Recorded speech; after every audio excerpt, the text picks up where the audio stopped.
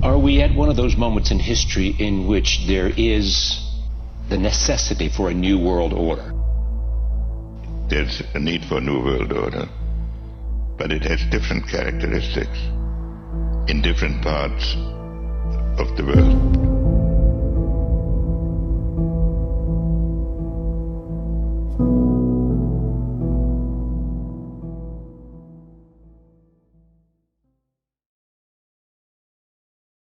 We are governed, our minds are molded, our tastes formed, our ideas suggested, largely by men we have never heard of.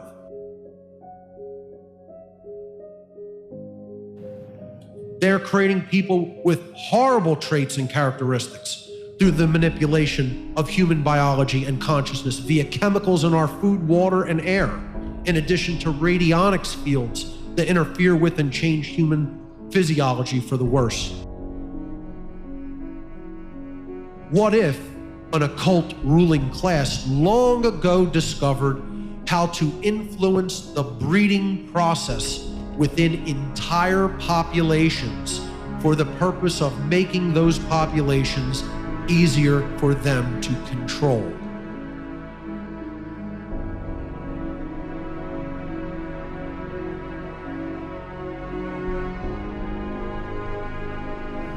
Epi-eugenics is the propagation of eugenics by way of social engineering or mind control.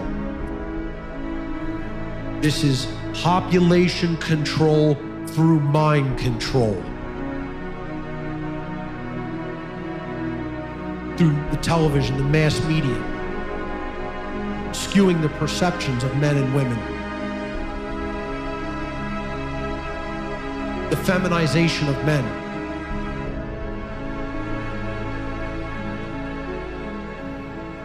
It is very important to understand that eugenics is not just about population reduction. It is ultimately about controlling which characteristics are expressed in human society. By breeding certain desired characteristics into the gene pool and breeding certain undesirable characteristics out of the gene pool. That's how eugenics is performed.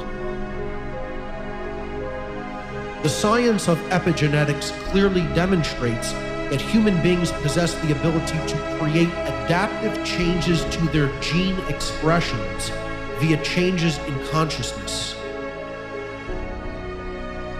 Genes have been proven to be only a tendency for biological expression. Since consciousness precedes the genetic expression in the physical domain, if consciousness is changed, then the gene expression in the physical domain can be fundamentally altered.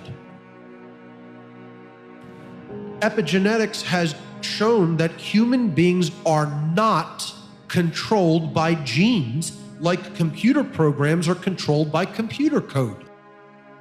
When we work to change our consciousness and our beliefs, our biological and psychological code can actually be rewritten and a different expression can be manifested. In other words, we are not our genetic code. That is not who we are.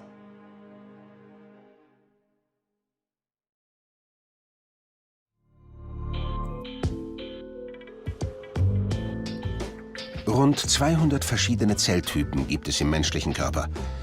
Und obwohl alle zunächst einmal das gleiche Erbgut besitzen, unterscheiden sich beispielsweise eine Herzzelle und eine Leberzelle maßgeblich voneinander. Der Grund dafür: in jedem Zelltyp sind andere Gene aktiv, hier rot dargestellt. Welche von ihnen aktiv sind, kann eine Zelle steuern.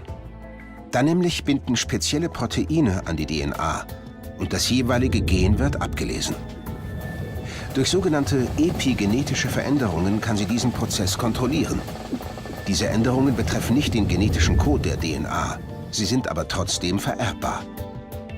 So kann die Zelle Gene stummschalten oder aktivieren. durch Anknüpfen kleiner chemischer Moleküle.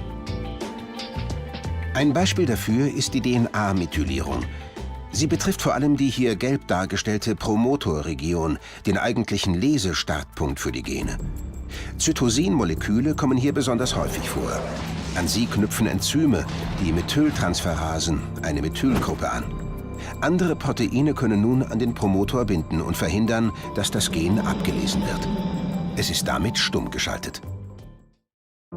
Food is information. And it's a huge piece about how foods, in addition and separate from calories, influence gene expression. It doesn't make genes, it influences how those genes are expressed. So our food is meant to have a positive effect on the activity of our DNA. It's meant to create a shield for health. That's the promise of nutrigenomics. Think of the word nutrigenomics like this: nutri, nutrition, and genomics, your genes. It's like food talking to our genes.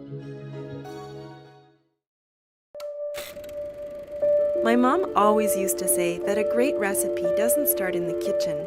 It starts outside with a seed in the ground. Growing up, we knew where all our food came from because my mom's giant garden was basically our grocery store. Nowadays, more than 80% of soybeans are genetically modified, as is 100% of papaya, and up to 70% of the most popular dried baby foods have GMOs in them. So genetically modified food, sometimes called GM or GMO food, is food that is grown from seeds that have been altered to give them certain traits.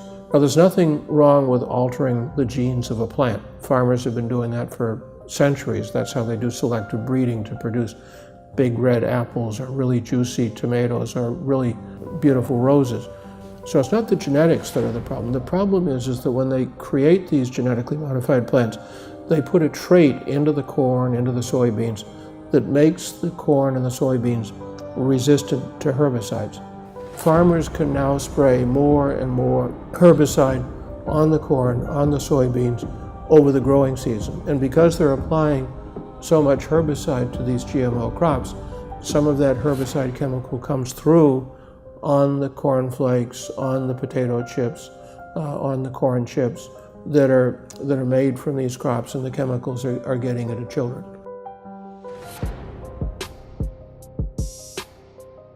Epigenetics has shown us that definitively our choices during the imprinting window, time when we can imprint, are biologically passed on to our kids and their kids.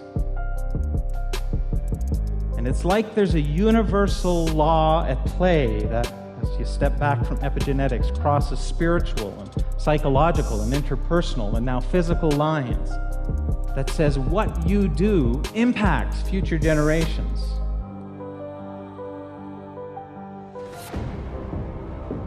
It's in the first 6 years of our lives that the brain is in a functional state, an EEG state, the electrical activity, that is not even in consciousness. A child doesn't even reach conscious brain function until about 6. So the first 6 years of your life, your brain function is lower frequency. It's called theta, which is like a hypnagogic trance, a hypnosis. So the first 6 years of your life, you're like a television camera, recording everything around you, everything you observe, just going in from your observations into your programming. So we acquire beliefs and attitudes and behaviors, not from ourselves, but from our parents and our family and our community. These become the fundamental beliefs. A very interesting point. The Jesuits were very proud. They would say, give me a child until it's 6 or 7 and it will belong to the church for the rest of its life. What they were saying was what they knew, which science is now finding out. The first 6 years are programming.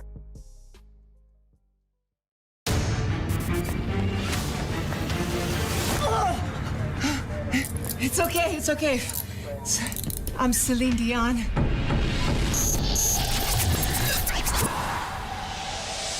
Our children, they are not really our children, as we are all just links in a never-ending chain that is life. For us, They are everything. But in reality, we are only a fraction of their universe. We miss the past. They dream of tomorrow. We may thrust them forward into the future, but the course will always be theirs to choose.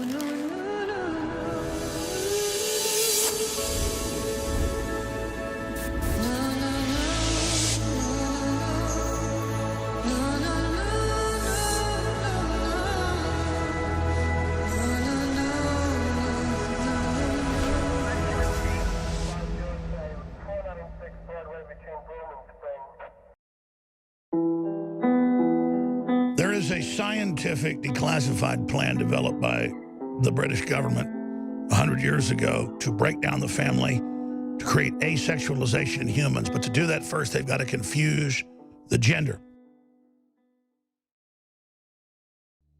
Gender confusion has become the forefront of sexual politics. The battle of the sexes is nothing new. Men and women were created biologically and emotionally different and have played tug-of-war ever since. What's new in this ancient battle is gender confusion. No one seems to be sure what a man or a woman really is or how they're supposed to act. We now must deal with the transgender concerns affecting schools, churches, camps, and workplaces. Bruce to Caitlyn Jenner is the international symbol. Christians seem as confused as the public. Christians dilute their witness when they debate gender-inclusive language in church constitutions or call God she. And making matters worse, Christian men sometimes react to radical feminism with an equally unbiblical macho chauvinism. The Bible says God created men and women in His image. Gender is a fact of creation that pleases God. Both men and women are equally valuable in God's eyes. To deny or alter our sexuality is to live in fantasy. Perverted sexuality may be politically correct, but it's still sin. The purpose of the television ad to make you an informed consumer making a rational choice. The purpose of the ad is to delude and deceive you with imagery. So you'll be uninformed, you'll make an irrational choice. That's what business spends hundreds of billions of dollars a year on. And the last thing they want is markets. What they want is coercion and control. This small minority who are in the know wish to permanently rule the masses of humanity and effectively become God on earth. It is important to understand that contrary to popular belief, the overwhelmingly vast majority of real Satanists do not worship an externalized deity known as Satan in the Christian tradition, but instead see Satanism as an ideological way of being in the world and view the ego-driven self as the quote-unquote God of their religion. They view themselves as God, folks. Falling on precisely the wrong side of the Bible's account concerning the fall of man and Satan's role. This snake spirit begins the revelation by telling man that he is a god, that reality is essentially an illusion, sin a myth, and that ethically there's no greater commandment than the law of thelema, Greek for will, as famously stated in the 40th verse of chapter 1. Do what thou wilt shall be the whole of the law. I pray for those that are suffering and need your help, that you may empower and strengthen those that can to help those that cannot. I pray for those that are lost and confused, that you may guide them with your love, light, and truth.